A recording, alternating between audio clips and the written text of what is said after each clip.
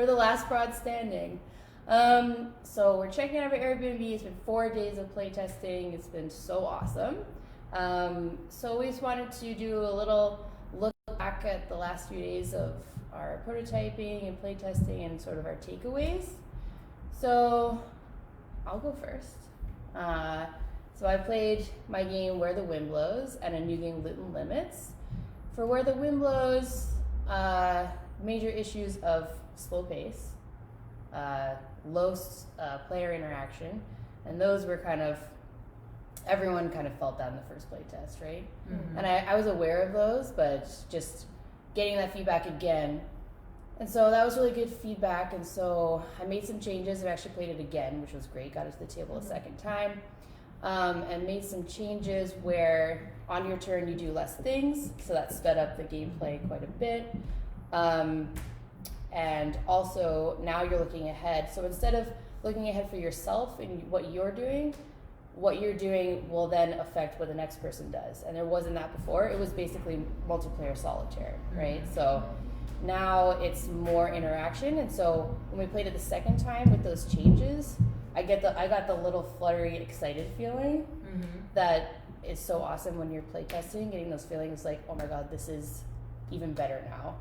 So thanks so much for all of your feedback for that. That was really great. So yeah, so I made some changes on the fly here and tested it again. Now I don't think there's too many more changes, but I want to add another thing where possibly people go in different turn orders, which was, I think, something that you brought up, where yeah, you're interacting with the people next to you, but not the people across from you.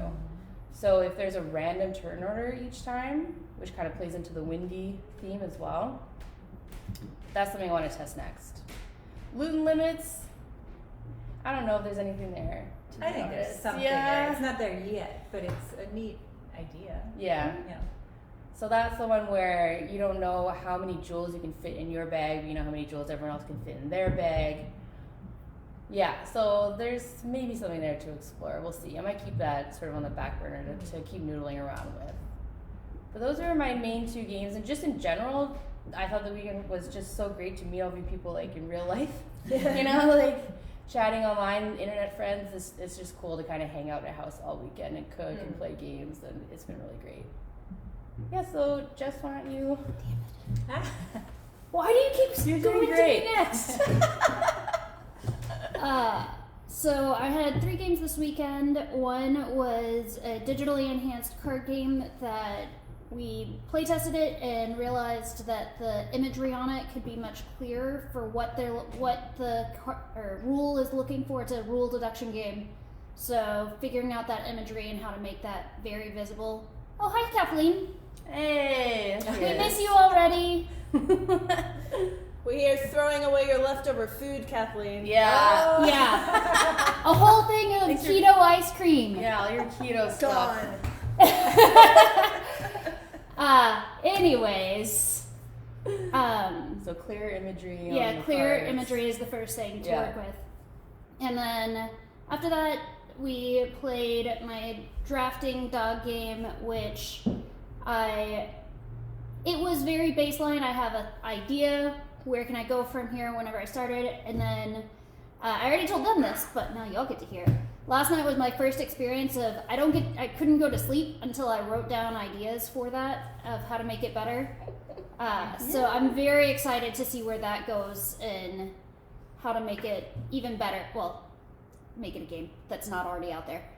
And then the other one was Turbo Hoverball, which is you are a person on a hoverboard on a bigger arena and you're trying to score goals. And we tried where you've in the past always had to use an action to move a foot to be able to turn your board, and so we tried where you get 1 foot movement for free, and I think that made it a lot better. Yeah, it did. That game was really fun. It was. Yeah, that one I'm very excited about. Okay. Oh, and what else did you learn just in general this weekend? That this is the only design retreat that pants aren't required. Yes. She forgot her pants at home. She's been PJs all weekend. Except Pam let me borrow hers for a little bit. Yeah, nice. I mean, I wear stretchy pants all weekend, so nice. Should I go? Yeah. So I had 3 games that we played. One of them was, I think it was the 7th playtest ever of it, and it was drastically different than any other one, and super good feedback. The main mechanic is a no-go, but I think everybody kind of liked the theme of the aliens. Which one was this? Oh, Meowsers. Yeah. So there's something. I think I went back to this is not the direction, but I still like the idea and the theme, Yes, and kind of Maybe even tell just them what the talking theme about- was too. Oh, right. So it's a game of social deduction where most of the players are cats, but then there's one alien, and you're trying to score points by interacting with humans. And then the alien has a different thing that they're trying to do. And so I think everybody was kind of like, oh, this is a fun theme. Execution not great. But even just talking about like, well, what are the feelings that, cats would have when they're running around, or what would cats be doing, and what are the feelings you want the players to interact, like even just having those conversations just helps steer it in a direction. And then we played it's the acronym game about picking a profession and then developing an organization that fits a given set of letters, and then coming up with a tagline for that. Which that one I played a lot, and in general people are like, oh, that's fun. And then here people are like, nah, this is not different enough from anything. It's just meh, which is good to hear. And yeah, so I don't know what's going to happen with that if it goes anywhere from now. But and then we also played Crows versus Curmudgeons, which we had just completely redesigned based on feedback from other playtesting. And I thought it would totally break when we got it to the table, but it didn't. We had to fight her to get to play it. She didn't want to play it. Just because I hadn't tested it at all myself. I didn't even know what all the cards said anymore. But that was good. And that, again, just the, this is what works, this is what doesn't work, and the feeling of, crows coming and attacking your yard and being everywhere.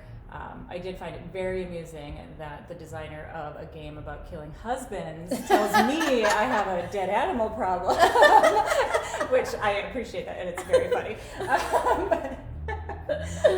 But I think probably the most valuable part for me was just talking to everybody here about kind of where they got started, and how they're navigating, for a couple of us it's pretty new, this new industry, and it's just those side conversations while we're cooking dinner or eating of like, okay, well, when you do this, like, when you do that, and when you do this, blah, blah, blah. And the other thing that was so great is that oftentimes when you go and play test, there's so much else going on, and there's someone else that wants to get theirs on the table right away. And so I feel like all the feedback gets just kind of rushed. It's like, yeah, this is good, this is bad, this is just change this, and then you're done.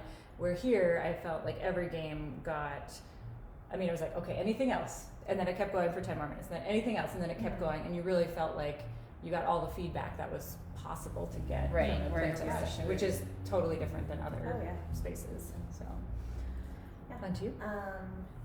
So this weekend we got to play test Deadly Dowagers twice, which was really great. Going into the playtest, I was looking for seeing if the changes that I had made accomplished what I needed them to accomplish before making other changes I knew I needed to make. So some of the notes were things I already knew, and some of them were things that I hadn't thought of before, which I'm going to be exploring in the future. But it was also really great to come back on a different day and play it again and see how people's perceptions and notes changed on a second playthrough after having time to think about it, which I don't normally get from a convention type of playtest scenario. So just the very relaxed atmosphere there was amazing. Also got to playtest Urban Decay, and I was pleased that the changes I had made prior to the playtest worked as well as they did, but it still needs more work, and having a direction to go with that too is good. And then we looked at Rise Over Run a little bit, which has the consistent problem of people enjoy the concept, but how to implement it where there's not a lot of downtime is a really tricky issue, and that's one of my back burner games because it's a problem I'm not sure how to solve yet. And then there were other, I had a little experimental game. There were a couple other experimental things that popped up that we were just like, let's just see.